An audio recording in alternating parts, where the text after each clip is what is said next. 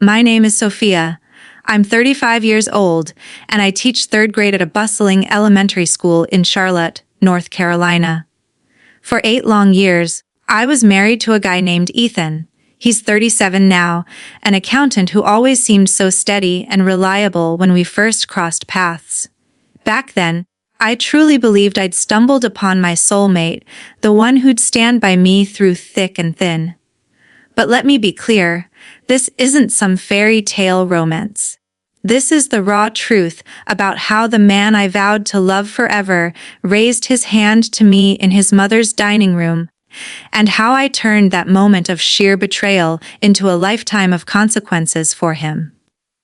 Before I dive deeper, I'd love to know where you're tuning in from.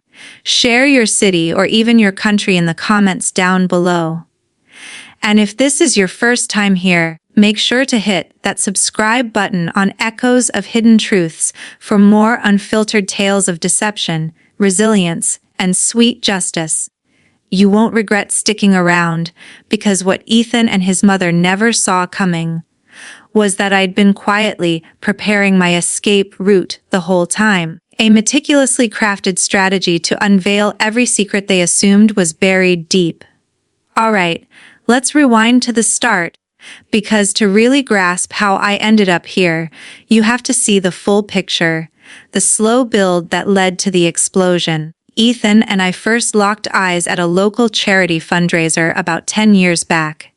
He had this easy confidence, a quick wit that made everyone around him laugh, and eyes that sparkled when he talked about his passions. We connected instantly over our shared appreciation for classic jazz nights, our volunteer work at community centers, and our visions of a cozy home filled with kids' laughter someday. His mom, Lorraine, who was 60 at the time, and a former office administrator with a no-nonsense vibe, appeared to be the perfect addition to my life. She embraced me right away, pulling me into hugs that felt genuine and warm. Weekend brunches at her cozy bungalow turned into a cherished routine. She'd whip up her legendary blueberry muffins, and we'd linger at her kitchen table, swapping anecdotes about work mishaps, childhood memories, and dreams for the future. I felt like I'd hit the jackpot, not just gaining a partner, but a bonus mom who truly cared. Ethan was her only kid, something I noted but didn't dwell on much. My own folks live up in Virginia, and I've got an older brother in Raleigh. They're loving but give us plenty of room to breathe. I assumed Ethan and Lorraine shared that same balanced closeness, where love didn't mean constant intrusion. After dating for just over a year and a half, we tied the knot in a simple garden ceremony. We snatched up a charming duplex about 15 minutes from Lorraine's neighborhood, in an area with tree-lined streets and playgrounds perfect for the family we planned to start. Life seemed poised for greatness. Conversations about baby names, weekend getaways, building memories that would last. Then, 4 years into our marriage, tragedy struck without warning. Ethan's dad suffered a massive stroke while driving home from the grocery store. He was gone before the ambulance even arrived. It devastated Lorraine, who'd been married to him for nearly 4 decades. I got it. Grief like that reshapes your entire world. Ethan and I rallied around her in those early weeks, calling every morning, dropping off meals, sitting with her as she sifted through old photo albums and wept. I poured my heart into helping her heal, organizing small outings to distract her, even planting flowers in her yard to brighten the place. But grief has a way of twisting people, and somewhere along the line, Lorraine changed. What started as appreciative check-ins morphed into something clingier. Her calls began innocently enough. One a day, just to hear Ethan's voice and feel connected. Soon it was morning and evening, then midday too. Ethan would pause our movie nights or interrupt our quiet dinners to pick up, assuring me, "She's still adjusting, Sophia. Losing Dad hit her hard, give her time." I nodded, swallowed my frustrations, and tried to empathize. Yet the subtle jabs crept in. Lorraine would critique how I brewed her favorite tea.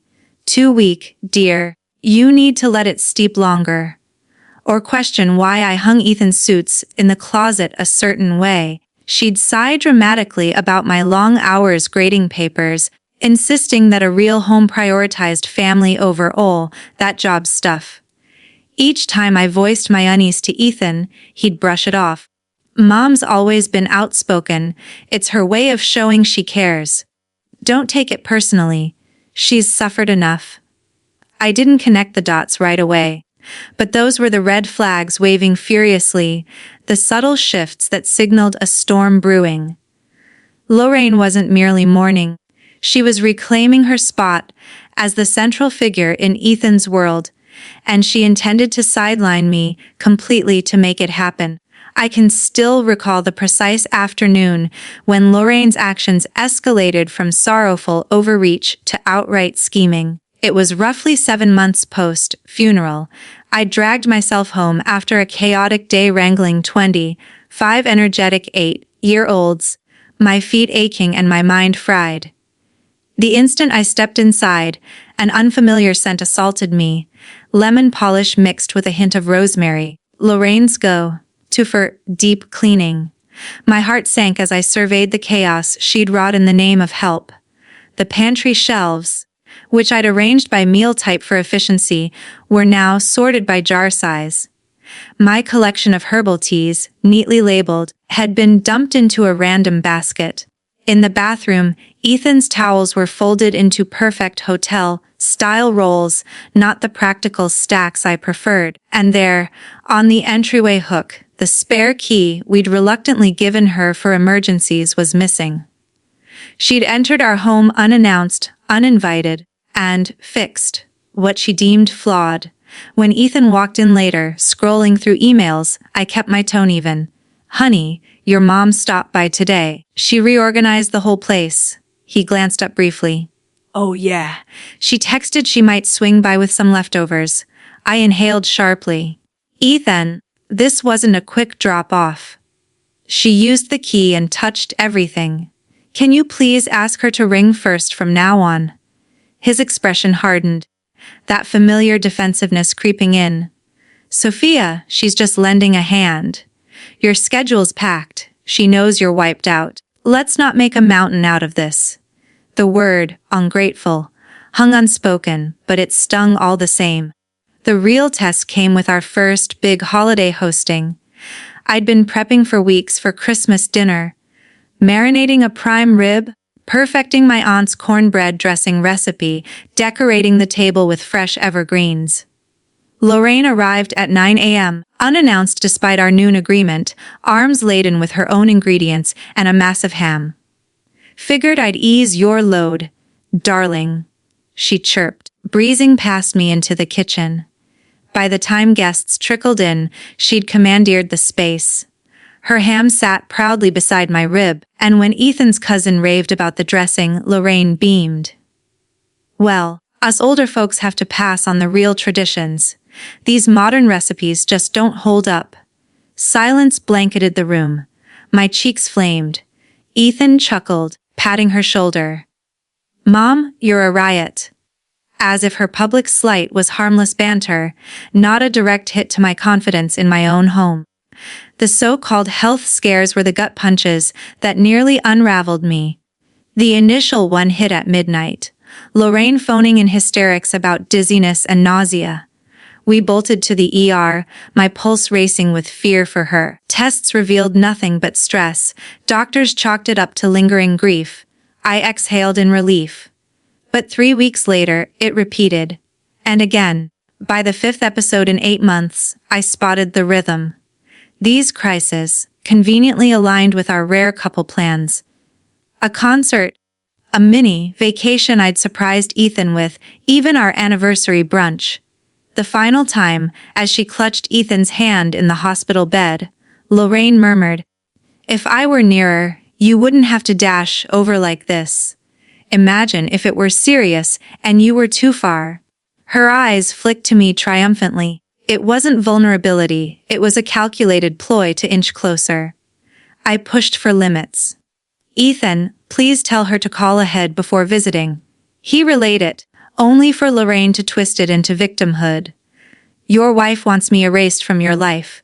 First my husband, now my boy. Ethan returned fuming. Can't you cut her some slack? She's isolated. Is a little compassion too much? But it was immense. Lorraine commandeered our weekends. Friday errands. Kneading. Ethan's muscle. Saturday coffee dates she insisted on. Sunday afternoons at her place for family time. Our intimacy faded. I began doubting my sanity. Church elders would clasp my arm post-service, murmuring, "A virtuous woman supports her elders. Blood ties are sacred." My coworkers shrugged it off. In-laws, am I right? Pick your battles. Ethan labeled me dramatic, overly independent, unwilling to compromise. I felt unhinged. Second, guessing the chill in Lorraine's hugs, the possessive grip on Ethan's elbow as she shot me sidelong glances. Yet a quiet instinct persisted. This isn't healthy. This isn't love, and it's spiraling. If I believed the worst was behind us, I was dead wrong. Lorraine began dismantling every barrier. One night, Ethan burst in beaming about a lakeside cabin he'd helped book for Labor Day, with Lorraine leading the charge for the whole clan. It'll be epic, he said. I froze. Ethan, we booked that weekend for my brother's wedding in Virginia. I already cleared it with work. He dismissed it. Mom secured the spot. We'll catch your family next time. She'd orchestrated a group trip excluding my input, assuming I'd tag along obediently. Ethan saw no issue. Financial red flags waved next. Balancing our checkbook, I spotted hefty debits. 300 here, 500 there. Confronting Ethan, he snapped. I added Mom to the account for backups. She's scraping by on pension. My vision blurred. Without discussing it with me. Emergencies only, Sophia. Chill. But her emergencies, balloon custom blinds for her sunroom, a fancy blender, and the kicker, a full bedroom suite, for when she visits longer, delivery slated to our garage. Ethan defended. She's forward, thinking. She won't stay solo indefinitely. The gossip mill churned too. At a cousin's baby shower, Ethan's relative whispered, "Heard you're struggling with the married life." Aunt Lorraine's worried. Probe further, and it was a litany. I'm rigid, career-obsessed, lacking in traditional values. The congregation got a dose during a midweek Bible study when Lorraine requested prayers for spouses who defy familial harmony, prioritizing self over sacred bonds. Eyes darted my way. Ethan gripped my knee approvingly. Her boldness peaked when she targeted my job. She phoned my vice principal, feigning worry that home tensions were impacting my performance. He summoned me, concerned. Explaining felt absurd. My mother-in-law's meddling professionally. Mortifying. The invasion climaxed on a teacher workday. Rushing home for forgotten lesson plans, her SUV sat in our drive. Inside, she rifled my nightstand. Lorraine, she startled minimally, hunting for those vacation pics to enlarge. They were in the den. She was in my lingerie. Then, if you'd started a family sooner, you'd grasp priorities. But work comes first, I suppose. Money matters hit critical when Ethan revealed he'd guaranteed Lorraine's home equity loan. 50 Zellosen on our credit, to slash her interest. What choice did I have? Counseling. I begged. He scheduled, then canceled after her tearful plea. She's terrified of losing me to you. We never rescheduled. My brother visited, witnessed the chaos. Lorraine barging in, nitpicking decor, dominating talks. Post-departure, he confronted. Soft, this is abusive. Wake up, tears flowed, validation at last. Ethan erupted when my brother addressed him. You're letting her poison us. Lorraine escalated appearances. At my school, delivering Ethan's forgotten wallet, lingering creepily. Anxiety plagued me. I shed 15 pounds, insomnia raged. Staring at my ring became a nightly ritual of regret. My principal noticed. Sophia, you're fading. Prioritize you. Friend Mia urged. Log it all. Dates, words, proofs. You're sinking. Then Ethan announced, Mum's listing her house. She'll crash here temporarily. No discussion. The spare room, already furnished via our dime. I snapped, no, we need privacy. His rage boiled. Letter, meant Lorraine's turf over her signature lasagna. She feigned hurt. Why exclude me after all I've given? I explained boundaries calmly. Ethan's fist pounded. You're shaming me! I rose to leave. He seized me, whirled, and struck, palm cracking my cheek. Blood metallic, ears screaming, world tilting. Lorraine gasped theatrically. Then, Ethan, perhaps excessive, but she pushed you. Pushed. By advocating for my marriage. I fled to my brothers in rally. Texts barraged blame, no remorse. Done, I declared. Brother, save first, then pay back. Clarity from pain ignited strategy. At my brothers I hold up, sick leave genuine, nausea from recall, fury from that smirk. Day 4, he nudged eat, grieve, or strategize. Protect yourself. Attorney consult via referral. Elena Vargas sharp, empathetic Latina in her late 40s. I spilled all. Evidence is queen, she said. Build unbreakable. Actions solo account. Half savings transferred. Rated home with brother docs, statements, photos of evolving bruise. Recording app activated NC1 party. Password overhauls. Hospital records for Lorraine's fakes. Bank trails of thefts. Group chats exposing smears. Colleagues' affidavits on intrusions. Elena's pivot. Return covertly, fen submission, amass more. Nanny cam clock. 2-month op. Go, Baggett Brothers. Daily check-ins mandated. Parents mobilized. Funds. Sanctuary Mia on alert. Even a deacon who'd seen prayers offered testimony. Courage summoned, I texted. Coming home to reconcile. Reply. Mom and I prayed for this. They awaited, smug. I apologized meekly, cam rolling. Family first, Ethan decreed. I acquiesced outwardly. 2 months of Oscar-worthy deference counseling. I recorded minimizations. Daily visits endured. Cam capturing gems. Lorraine. Wives need firm guidance. You nailed it. Ethan. Dad broke mom's spirit early. Financial plots, threats. Culmination Lorraine's move in announcement.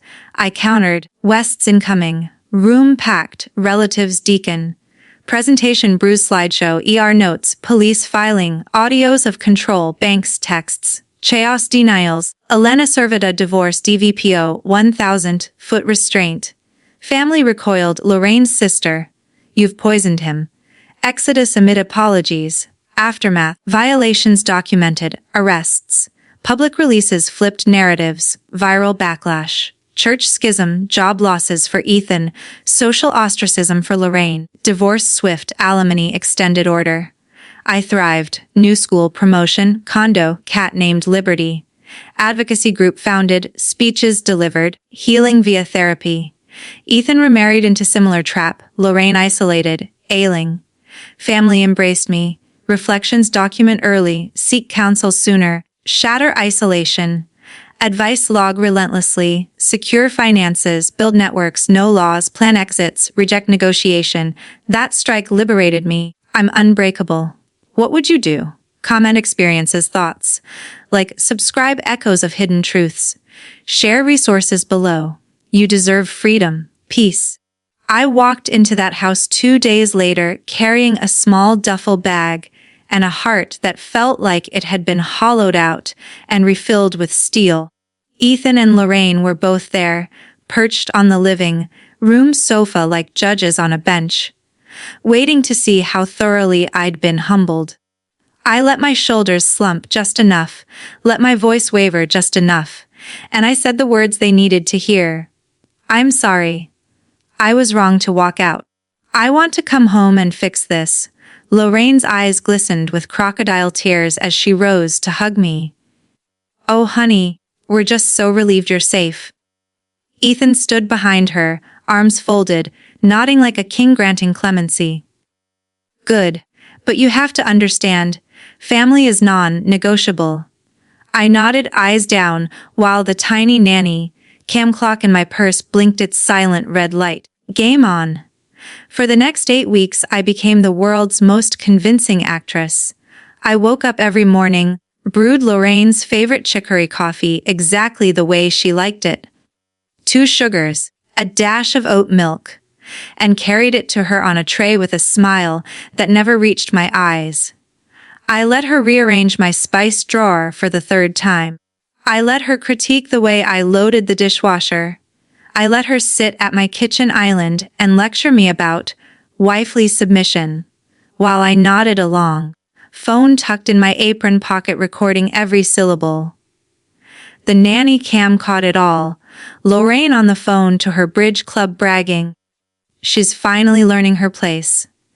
A little firm correction goes a long way. Ethan, pacing the hallway at midnight, muttering to himself, Dad always said you have to break them early, or they never respect you. I saved every frame, every audio file, every bank alert that showed another 400 vanishing into Lorraine's emergency fund for throw pillows and a new patio set. I also started planting seeds of my own. I volunteered to drive Lorraine to her grief, counseling appointments at the senior center. Appointments she'd invented to keep Ethan tethered. While she dozed in the passenger seat, I used my phone's voice memos to capture her off-guard confessions. Your father was too soft on me at first, she murmured one afternoon, eyes half closed. I walked all over him until he put his foot down. That's when I knew he loved me. I asked gentle follow-ups. What did he do, Lorraine? And she spilled it, the yelling, the slammed doors, the way he'd grab her wrist hard enough to bruise when she got out of line. Gold. Pure, prosecutable gold. Meanwhile, I rebuilt my war chest. Every paycheck, I skimmed 20% into the new account Alina had helped me open at a credit union across town. I photographed every receipt, every Venmo transaction Ethan sent his mother, every Amazon order charged to our joint card. I created a color-coded spreadsheet, green for financial abuse, yellow for emotional, red for physical threats. By week 6 I had 312 entries. I emailed the file to Elena every Sunday night from a coffee shop Wi-Fi so it couldn't be traced to our home network. The counseling sessions were a masterclass in gaslighting. Ethan had chosen a therapist from Lorraine's megachurch, a silver-haired man named Dr. Whittaker who quoted Ephesians like it was the only book in the Bible. Session 2, Ethan actually said, I admit I overreacted that night, but Sophia was disrespecting my mother in her own home. Sometimes a quick correction is necessary. Dr. Whittaker nodded sagely. Emotions run high when roles are challenged. Sophia, how did that make you feel? I let tears well up, real ones this time, because the rage was so close to the surface. Scared? I whispered, confused. I just wanted space for us. Dr. Whittaker patted my hand. Healing takes time. My phone, hidden in my purse, recorded the whole exchange. I titled the file, Therapist Enables Abuse. I also started leaving breadcrumbs for the outside world. At school, I confided in my grade level chair, Ms. Rivera, a veteran teacher who'd survived her own toxic divorce. If anything ever happens to me, I told her over lunch. Check the top drawer of my desk. There's a flash drive. She didn't ask questions, she just squeezed my hand and said, I've got you. I gave a sealed envelope to the school resource officer with instructions to open only if I missed 3 days unannounced. Inside, a letter detailing the slap, copies of the bruise photos, and Elena's contact info. I wasn't taking chances. The turning point came on a rainy Thursday in early November. Ethan had promised me a date night. Just the two of us, no Lorraine. I'd even bought a new dress, deep emerald, the first thing I'd purchased for myself in months. At 6:00 p.m. sharp, Lorraine called in, crisis, chest tightness, dizziness, the works. Ethan grabbed his keys. I blocked the door. We have reservations, Ethan. She's done this 5 times. Call her doctor. His face twisted. Mauve Sophia. I didn't. He shoved past me, hard enough that I stumbled into the console table. The nanny cam caught the whole thing, the shove, the way he loomed over me, the muttered, You'll learn. I added it to the file with the subject line, Escalation 5-4. That night, while they were at the ERs where, predictably, nothing was found, I executed phase 2. I packed a second go bag, this one with my laptop, external hard drives, and every scrap of evidence, and stashed it in Ms. Rivera's garage. I changed the locks on the duplex while Ethan was gone. Elena had already filed the emergency part order. The locksmith had the court paperwork. I left a note on the kitchen counter. I'll be in touch through my attorney. Do not come to the school. Do not contact my family. Violate this and you'll be arrested. I signed it with a flourish, Sophia Grace Thompson. My maiden name, the one I was reclaiming. I slept at Ms. Rivera's that night, the first full 8 hours I'd had in months. The next morning, Elena filed everything: divorce, domestic violence protective order, emergency financial restraining order. The sheriff served Ethan at his office at 2:17 p.m.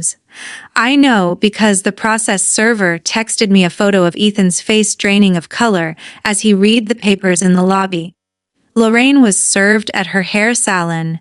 The stylist later told a mutual friend she'd dropped her flat iron on the floor in shock. The confrontation I'd planned for Sunday never happened in my living room. Instead, it unfolded in a church fellowship hall packed with 60 witnesses. I'd invited everyone: Ethan's aunts, uncles, cousins, the deacon board, Dr. Whitaker, even the women from Lorraine's Bible study. I rented a projector, set up a screen, and titled the presentation, The Truth About Family Values. Slide 1, my bruised face, time-stamped. Slide 2, bank statements. Slide 3, audio waveforms. I played the clips in order: Lorraine's, firm correction; speech, Ethan's, break them early; rant, the shove on Thursday night. Gasps rippled through the room. When Ethan tried to stand, his uncle Raymond, former Marine, no nonsense, placed a hand on his shoulder and said, "Sit down, son. You're going to listen." Lorraine sobbed into a lace handkerchief, but her tears dried up fast when her own sister, Aunt Claudia, stood and said, "I've watched you manipulate men my whole life. This stops now." The fallout was biblical. Ethan's firm put him on unpaid leave pending an internal review. 3 clients had already pulled their accounts. After seeing the viral clips, I'd posted anonymously to a private Facebook group for Charlotte professionals. Lorraine's women's ministry removed her from leadership for a season of reflection. Translation: permanent exile. The church split. Half the congregation demanded Dr. Whitaker's resignation for enabling abuse. The other half circled wagons around forgiveness. I didn't care. I'd already transferred to a new school across town, one with a principal who'd survived her own abusive marriage and greeted me with, "We protect our own here." 6 months later, the divorce was final. The judge, a black woman with a voice like thunder, awarded me the duplex, my parents' down payment gift was marital exempt, half the retirement accounts, and 3 years of alimony. She extended the DVPO to the maximum 5 years and added a clause barring Lorraine from any contact with future children I might have. Ethan's face when the gavel fell was the last time I ever saw him in person. He looked smaller somehow, like the air had been let out of the man I'd once loved. I kept the duplex but gutted it. New paint, soft sage and warm cream, new furniture, nothing Lorraine had ever touched.